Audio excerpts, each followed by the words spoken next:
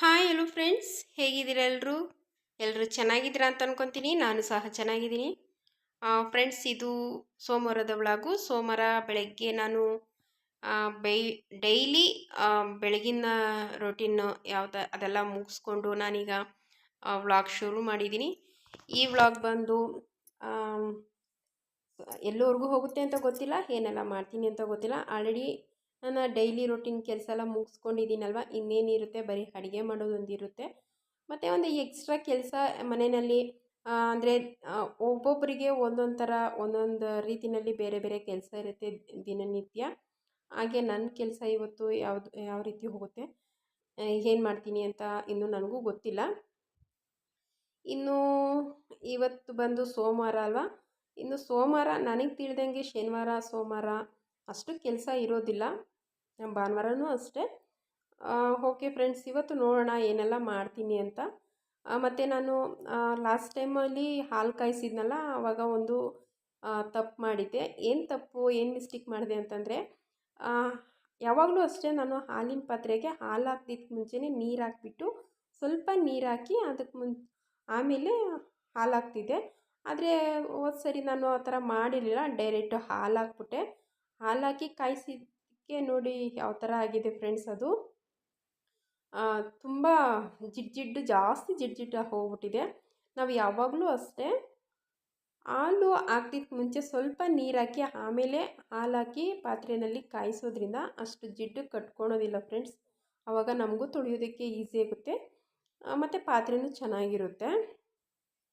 ನಾನಿವತ್ತು ಸ್ವಲ್ಪ ಶುಂಠಿ ಟೀ ಮಾಡ್ಕೊಳ್ಳೋಣ ಅಂತ ಅಂದ್ಬಿಟ್ಟು ಶುಂಠಿ ಟೀಗೆ ಇಡ್ತಾಯಿದ್ದೀನಿ. ನಾನು ಒಬ್ಬಳೇ ಇರೋದ್ರಿಂದ ತುಂಬ ದಿವಸ ಆಗಿತ್ತು ಟೀ ಮಾಡಿ ಕುಡಿದು.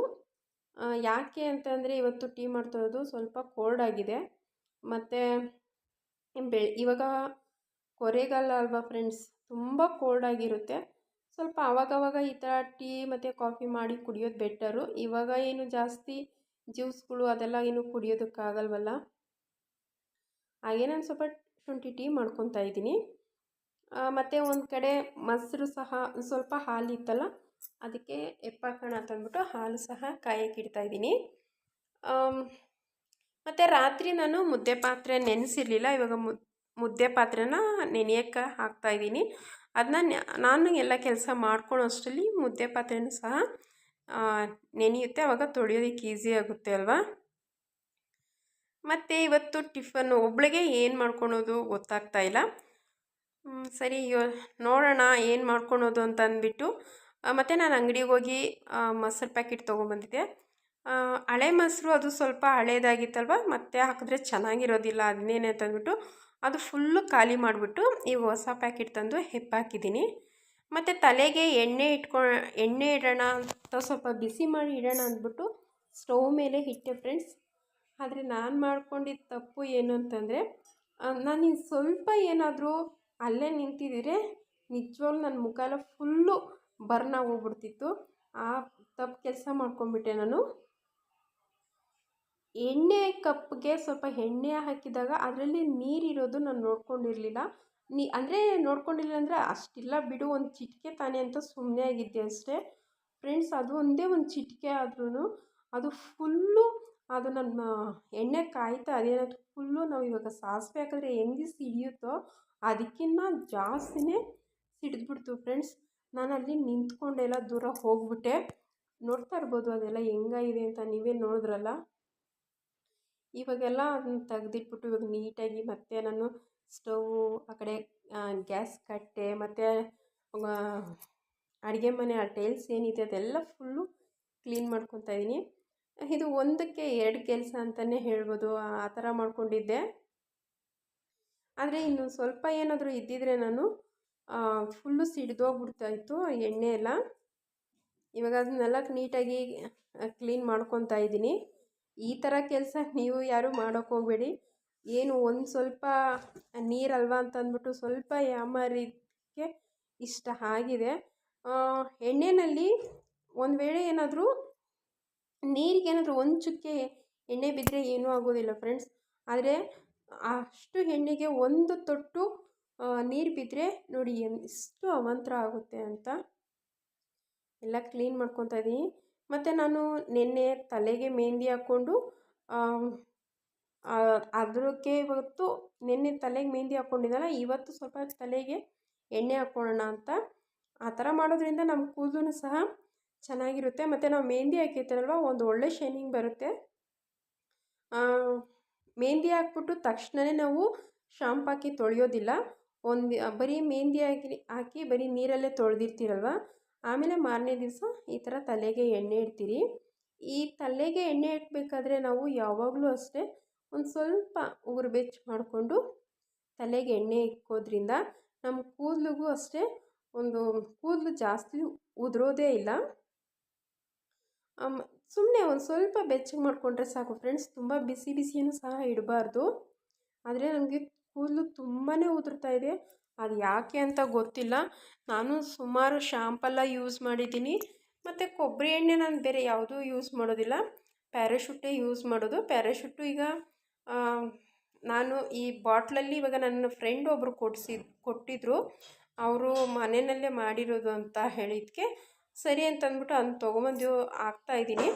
ಅದನ್ನು ಹಾಕಬೇಕಾದ್ರೆ ಈ ಥರ ಹಾಗೆ ಹಾಕೋದಕ್ಕಿಂತ ಸ್ವಲ್ಪ ಬಿಸಿ ಮಾಡಿ ಹಾಕೋಣ ಅಂತಂದ್ಬಿಟ್ಟು ಹಾಕ್ತಾಯಿದ್ದೀನಿ. ಆದ್ರೂ ಕಂಟ್ರೋಲ್ ಆಗ್ತಾಯಿಲ್ಲ ಫ್ರೆಂಡ್ಸ್, ತುಂಬ ಕೂದಲು ಹೋಗ್ತಾಯಿದೆ.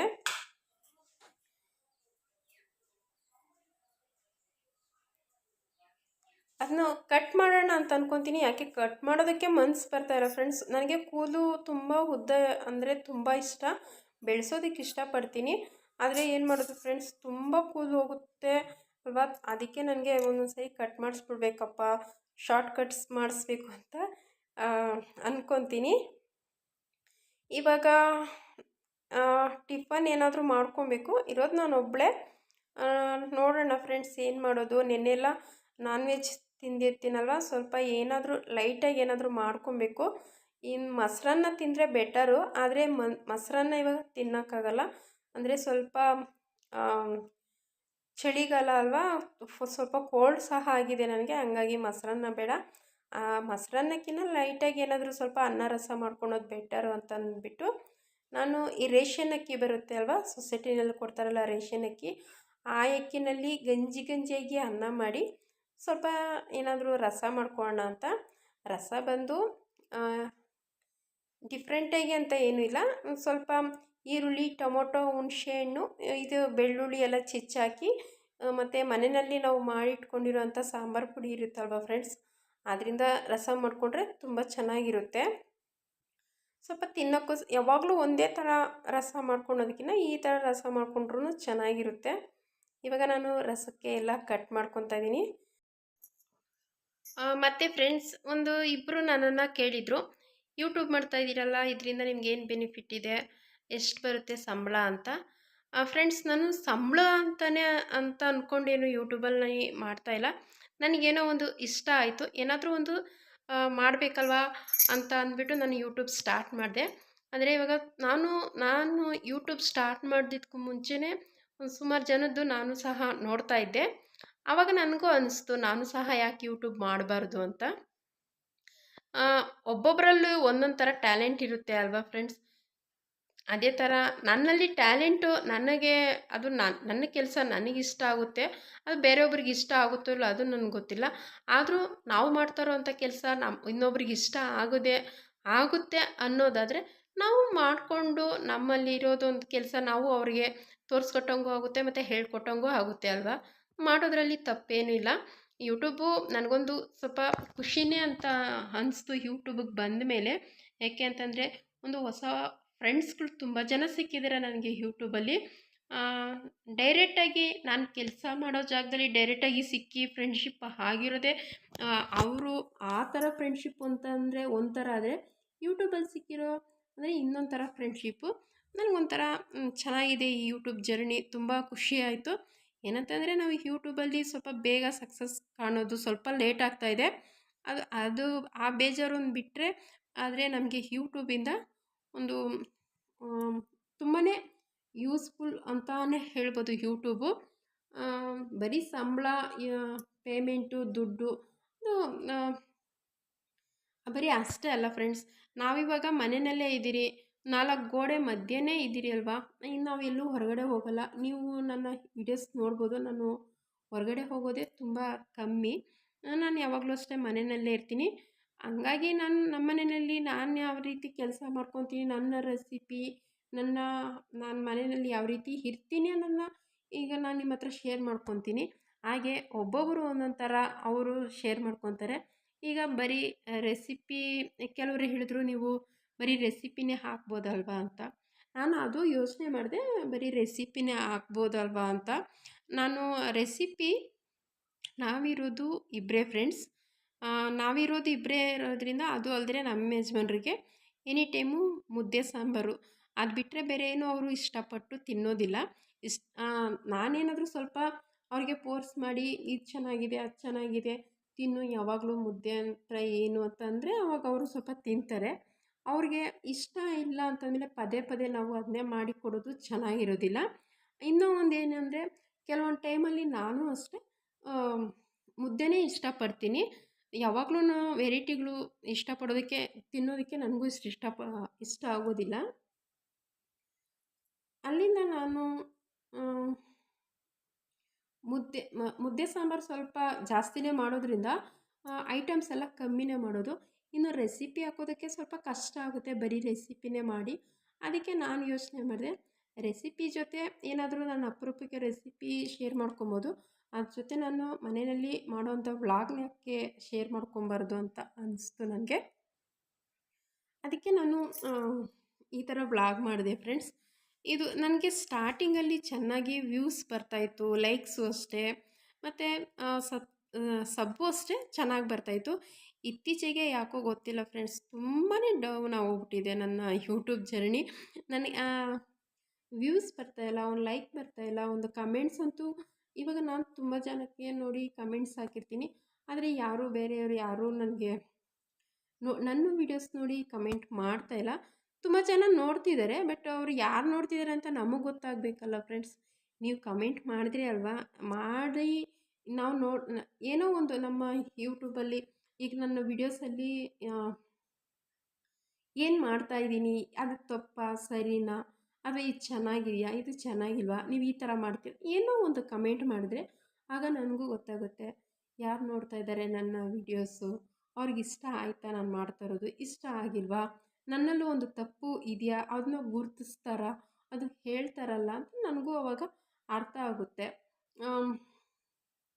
ಆದರೆ ತುಂಬ ಜನ ನೋಡ್ತಾರೆ, ಬಟ್ ನನಗೆ ಯಾರೂ ಕಮೆಂಟ್ ಮಾಡ್ತಾಯಿಲ್ಲ, ನನಗೆ ಅದೇ ಬೇಜಾರು. ಲೈಕ್ಸು ಸಹ ಕೊಡ್ತಾ ಇಲ್ಲ. ನಾನು ವಿಡಿಯೋಸಲ್ಲಿ ಏನಾದರೂ ಒಂದು ಪ್ರಾಬ್ಲಮ್ ಇದೆ ಅಥವಾ ಚೆನ್ನಾಗಿದೆ ಅಂತ ಏನಾದರೂ ಹೇಳಿದ್ರೇ ಅಲ್ವಾ ಫ್ರೆಂಡ್ಸ್ ನನಗೂ ಗೊತ್ತಾಗೋದು. ಪ್ಲೀಸ್ ನನ್ನ ವಿಡಿಯೋಸ್ ನೋಡೋರು, ನನ್ನ ವ್ಯೂಸರು, ದಯವಿಟ್ಟು ನನಗೊಂದು ಕಮೆಂಟ್ ಮಾಡಿ, ನಿಮ್ಮ ಅನಿಸಿಕೆಗಳನ್ನು ಅದರಲ್ಲಿ ಬರೆದಾಕಿ ಫ್ರೆಂಡ್ಸ್. ಹಾಗೆ ನನಗೆ ನಿಜವಾಗ್ಲೂ ಖುಷಿ ಆಗುತ್ತೆ. ಪ್ರತಿಯೊಬ್ಬರು ನಾನು ಅಂದ್ಕೊಳಲ್ಲ, ಏನಂತ ಎಲ್ಲದರಲ್ಲೂ ನಾನು ಕರೆಕ್ಟಾಗಿ ಇದ್ದೀನಿ ಅಂತ ಅಂದ್ಕೊಳೋದು ನಂದು ತಪ್ಪೋದು. ನಾನು ಯಾವತ್ತೂ ಒಂಥರ ಅಂದ್ಕೊಳಲ್ಲ. ಬೇರೆಯೊಬ್ಬರಿಂದ ನೋಡಿ ಕಲಿಯೋದು ತುಂಬ ಇರುತ್ತೆ ಫ್ರೆಂಡ್ಸ್. ಹಾಗೆ ನಾನು ನನಗೆ ಗೊತ್ತಿರೋ ಥರ ನಾನು ಮಾಡ್ಕೊಂಡು ಹೋಗ್ತಾಯಿದ್ದೀನಿ. ಇದು ನಿಮಗೆ ಇಷ್ಟ ಆಗಿಲ್ಲ ಅಂದರೆ, ಇದು ಈ ಥರನ ಮಾಡೋದು, ಆ ಥರನ ಮಾಡೋದು ಅಂತ ಏನಾದರೂ ಒಂದು ಬರೆದಾಕಿದ್ರೆ ಅಟ್ಲೀಸ್ಟ್ ಆ ಕಮೆಂಟ್ ನೋಡಿ, ಹೌದಪ್ಪ ನನ್ನ ವೀಡಿಯೋಸು ಇಂಥವ್ರು ನೋಡ್ತಾ ಇದ್ದಾರೆ ಅನ್ನೋ ಒಂದು ಸಮಾಧಾನ ಆದರೂ ಇರುತ್ತೆ.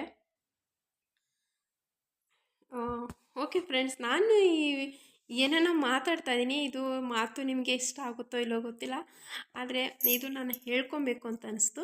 ಒಂದು ಸ್ವಲ್ಪ ಜನ ಕೇಳಿದ್ರು, ಯೂಟ್ಯೂಬು ಹಂಗೆ ಮಾಡ್ತೀಯಾ, ಹಿಂಗೆ ಮಾಡ್ತಾಳೆ ಅಂದರೆ, ಡೈರೆಕ್ಟಾಗಿ ನನ್ನ ಹತ್ರ ಹೇಳಲಿಲ್ಲ. ನನ್ನ ಹತ್ರ ನಾನು ಏನು ಹೇಳ್ತೀನೋ ಅದನ್ನೆಲ್ಲ ಕೇಳ್ಕೊಂಡೋಗಿ ಬೇರೆಯೊಬ್ಬರ ಹತ್ರ ನನ್ನ ಬಗ್ಗೆ ಹೇಳ್ಕೊಂಡು ನಗ್ದಿರೋದೇ ಜಾಸ್ತಿ ಜನ ಇದ್ದಾರೆ. ಆದರೂ ನಾನು ತಲೆ ಕೆಡಿಸ್ಕೊಳಲ್ಲ ಫ್ರೆಂಡ್ಸ್. ಯಾಕೆ ಅಂತಂದರೆ, ಒಬ್ಬೊಬ್ಬರು ಒಂದೊಂದು ಥರ ಇರ್ತಾರೆ. ಇನ್ನು ಅವ್ರ ಬಗ್ಗೆ ಅವರು ಯೋಚನೆ ಮಾಡೋದು ತಪ್ಪು ಅಂತ ನಾವು ಹೇಳೋಕ್ಕಾಗಲ್ಲ. ಅವ್ರಿಗೆ ಮನ್ಸಿಗೆ ಬಂದಂಗೆ ಅವ್ರು ಯೋಚನೆ ಮಾಡಿ ಅವ್ರು ಮಾತಾಡ್ಕೊತಾರೆ. ನನಗೆ ಹೆಂಗೆ ಇಷ್ಟ ಬರುತ್ತೋ ನಾನು ಹಂಗಿರ್ತೀನಿ. ಆದರೆ ಬೇರೆಯೊಬ್ಬರು ನೋಡಿ ಇದು ತಪ್ಪು ಛೀ ಅಂತ ಅನ್ನೋ ಮಟ್ಟಕ್ಕೆ ನಾನು ನಡೆದ್ಕೊತಾ ಇಲ್ವಲ್ಲ. ನನಗೂ ಗೊತ್ತಿದೆ ಯಾವ ಥರ ಹೋಗಬೇಕು, ಯಾವ ಥರ ಮಾಡಬೇಕು, ಏನು ಮಾಡಬೇಕು ಅಂತ. ಈಗ ಹಂಗೆ ನೋಡೋಕೆ ಹೋದರೆ ನಾನಿಲ್ಲಿ ನನ್ನ ವೀಡಿಯೋಸ್ಗಳಲ್ಲಿ ನಾನೇನು ಜಾಸ್ತಿ ಏನು ಶೇರ್ ಮಾಡ್ಕೊತಾ ಇಲ್ಲ. ಬರೀ ಕೆಲಸ ಮಾಡೋದು ಮತ್ತು ರೆಸಿಪಿ ಏನಾದರೂ ಹಾಕ್ತೀನಿ. ಮತ್ತು ಮಾತಾಡೋದ್ರಲ್ಲೂ ಅಷ್ಟೇ ನಾನೇನು ಜಾಸ್ತಿ ನಾನು ಯಾರ ಬಗ್ಗೆನೂ ಏನು ನೆಗೆಟಿವ್ಸಾಗೆಲ್ಲ ಏನು ಮಾತಾಡೋದಿಲ್ಲ. ಅದಕ್ಕೆ ನಾ ಹೇಳ್ಕೊಂಡೆ ಅಷ್ಟೇ ಫ್ರೆಂಡ್ಸ್. ಅದು ಬಿಟ್ಟರೆ ಇನ್ನು ಬೇರೆ ವೀಡಿಯೋಸ್ಗಳಲ್ಲಿ ನೋಡೋಕೆ ಹೋದರೆ ಅವ್ರದ್ದೇ ಎಷ್ಟೋ ಬೆಟರ್. ಅವರು ಪ್ರತಿಯೊಂದು ಶೇರ್ ಮಾಡ್ಕೊತಾರೆ, ಪ್ರತಿಯೊಂದು ಹೇಳ್ಕೊತಾರೆ. ಆದರೆ ಅವರ ಇದರಲ್ಲಿ ಅಂದರೆ ಈಗ ಯಾರು ಏನಾದರೂ ಅಂದ್ಕೊಂಡೋಗಲಿ ನಾನು ಮಾಡ್ತೀನಿ ಅನ್ನೋ ಒಂದು ಧೈರ್ಯ ಒಂದು ಇರುತ್ತೆ ಅವರಲ್ಲಿ. ನನಗೂ ಆ ಧೈರ್ಯ ಬರಬೇಕು ಅಂತಂದರೆ ಫಸ್ಟು ನಾನು ಈ ಸಣ್ಣ ಪುಟ್ಟ ಮಾತುಗಳು ಬರುತ್ತಲ್ಲ ಅಕ್ಕಪಕ್ಕ ನಮ್ಮ ಜೊತೆಲಿರೋರು, ಆ ಮಾತುಗಳನ್ನೆಲ್ಲ ನಾವು ಎದುರಿಸ್ಬೇಕಾಗುತ್ತೆ. ಆದರೆ ಸ್ವಲ್ಪ ಕಷ್ಟ ಆಗುತ್ತೆ. ನಾನು ಭಯ ಪಡ್ತಾ ಇದ್ದೀನಿ ಅಂತ ಹೇಳ್ತಾ ಇಲ್ಲ ಫ್ರೆಂಡ್ಸ್. ಆದರೆ ಜನ ಈ ಥರ ಎಲ್ಲ ಮಾತಾಡ್ಕೊತಾರಲ್ಲ, ಅದಕ್ಕೋಸ್ಕರ ನಾನು ಸ್ವಲ್ಪ ಅವ್ರ ಮಧ್ಯೆ ನಾವು ಇದ್ದಿರಲ್ಲ. ಈಗ ಯಾರನ್ನ ಏನಾರ ಅಂದರೆ ಸಡನ್ನಾಗಿ ಸ್ವಲ್ಪ ಬೇಜಾರಾಗುತ್ತೆ. ಮತ್ತು ನಾವು ಅವ್ರಿಗೆ ಉತ್ತರ ಕೊಟ್ಟು ಬರ್ಬೋದು. ಆಮೇಲೆ ನಮಗೂ ನಾವು ಅನಿಸುತ್ತೆ, ಏನಪ್ಪ ಈ ಥರ ಅಂತ ಅಂದ್ಬಿಟ್ರು ಅಂತ ಅಂದ್ಬಿಟ್ಟು ಸ್ವಲ್ಪ ಮನ್ಸಿಗೆ ಬೇಜಾರಾಗಿ ಒಂದು ಸ್ವಲ್ಪ ದಿವಸ ಅದ್ರ ಬಗ್ಗೆನೇ ಯೋಚನೆ ಮಾಡ್ತಾ ಇರ್ತೀವಿ. ಅದಕ್ಕೆ ನಾನು ಇದನ್ನು ನಿಮ್ಮ ಹತ್ರ ಶೇರ್ ಮಾಡಿಕೊಂಡೆ. ಒಟ್ಟಿನಲ್ಲಿ ನನಗೆ ಯೂಟ್ಯೂಬಿಂದ ತುಂಬಾ ಹೆಲ್ಪ್ ಆಗಿದೆ ಫ್ರೆಂಡ್ಸ್. ನನಗೆ ನಿಜ ಹೇಳಬೇಕು ಅಂದರೆ ಒಂದು ಒಳ್ಳೆ ಫ್ರೆಂಡ್ಸ್ ಸಿಕ್ಕಿದ್ದಾರೆ, ಒಂದು ಒಳ್ಳೆ ಅನುಭವ ಅಂತಲೇ ಹೇಳ್ಬೋದು ಈ ಯೂಟ್ಯೂಬಿಂದ. ಓಕೆ ಫ್ರೆಂಡ್ಸ್, ಇದು ಇಷ್ಟ ಆಗಿತ್ತು ಇವತ್ತಿನ ಜರ್ನಿ. ಇಷ್ಟ ಆಗುತ್ತೆ ಅಂತ ಅಂದ್ಕೊತೀನಿ. ಇಷ್ಟ ಆದರೆ ಪ್ಲೀಸ್ ಫ್ರೆಂಡ್ಸ್ ಲೈಕ್ ಮಾಡ್ತೀರಾ ಅಂತ ಅಂದ್ಕೊತೀನಿ. ಓಕೆ ಫ್ರೆಂಡ್ಸ್, ಮತ್ತೊಂದು ವಿಡಿಯೋನಲ್ಲಿ ಸಿಗ್ತೀನಿ. ದಯವಿಟ್ಟು ಯಾರೂ ಬೇಜಾರು ಮಾಡ್ಕೊಬೇಡಿ ಈ ನನ್ನ ಮಾತು ಕೇಳಿ.